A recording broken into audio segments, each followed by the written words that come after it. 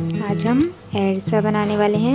यह छत्तीसगढ़ का एक बहुत ही फेमस व्यंजन है।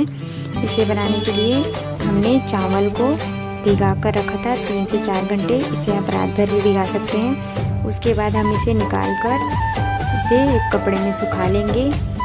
इसे ज़्यादा देर नहीं सुखाना है, बस पानी झड़ जाए और हल्का सा ये सुखाना है इसे। फिर इसके बाद हम इसे हाथों से तोड़ के देख लेंगे। जब यह आसानी से टूट जाए मतलब चावल अच्छे से भीगा हुआ है।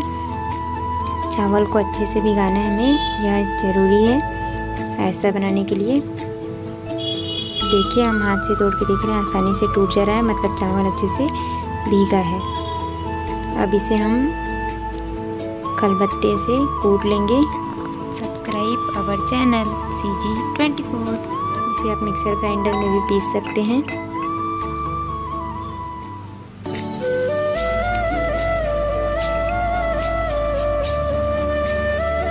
अब इसे हम निकाल कर छान लेंगे।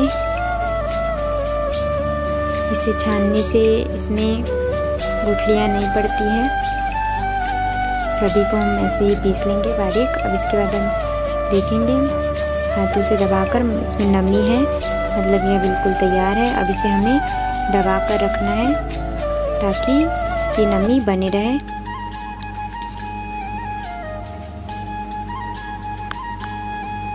अब हम एक बर्तन में गुड़ लेंगे। अब इसकी हम चाशनी तैयार करेंगे। इसके लिए हम पानी लेंगे और इसे हम गुड़ में ऐड करेंगे। अब इसे हम उबाल कर जैसे हम लड्डू के लिए चाशनी बनाते हैं वैसे ही बनाएंगे। आपको जितना मीठा पसंद है उसके हिसाब से आप गुड़ ले सकते हैं। गुड़ में ही बनाते हैं, शक्कर में भी बना सकते हैं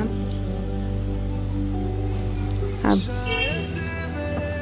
अब हम इसे चेक कर लेंगे कि यह बनाने के लिए तैयार है कि नहीं। गुड़ को हमने पानी में डाल के देखा तो वह एक जगह इकट्ठा हो गया, मतलब यह बिल्कुल तैयार है। अब हम गैस बंद कर देंगे और जो चावल का आटा हमने रखा है कूट कर उसे हम धीरे धीरे करके ऐड करेंगे।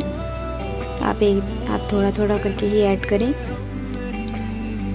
और चावल का आटा थोड़ा सा बचा कर भी रखें ताकि अगर ज़्यादा गीला हो जाए आपका डो तो आप उसमें ऐड कर सकें।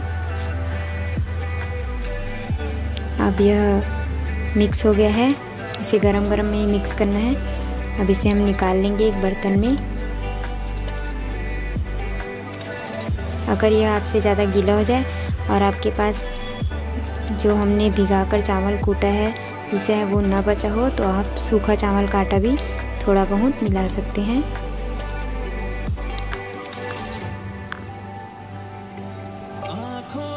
इसमें चावल को भिगा कर ही कूट के बनाया जाता है, इसमें सूखा चावल आटा नहीं यूज़ किया जाता। अब हम हाथों में तेल लगाएंगे और हम इसको आकार देंगे। देखिए इसे ऐसे आकार देना है।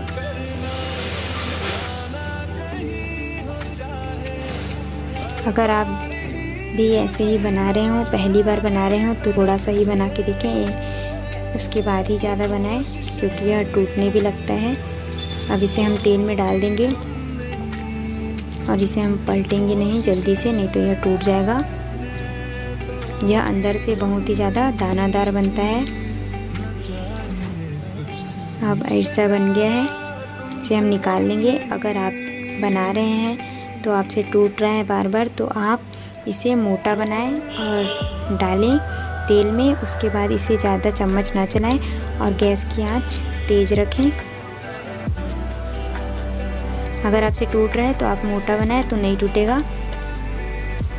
इसे महाराष्ट्र में भी बनाया जाता है, वहाँ इसे अनरसा के नाम से जाना जाता है और इसे भारत के विभिन्न राज्यों में बनाया जाता है, अलग अलग नामों से इसे जाना जाता है। तो एरसा बनकर तैयार है, इसे आप भी बनाइएगा। आपको यह रेसिपी कैसी लगी कमेंट करके ज़रूर बताइएगा। हमारे चैनल में नए हैं तो हमारे चैनल CG24 को ज़रूर सब्सक्राइब कीजिएगा।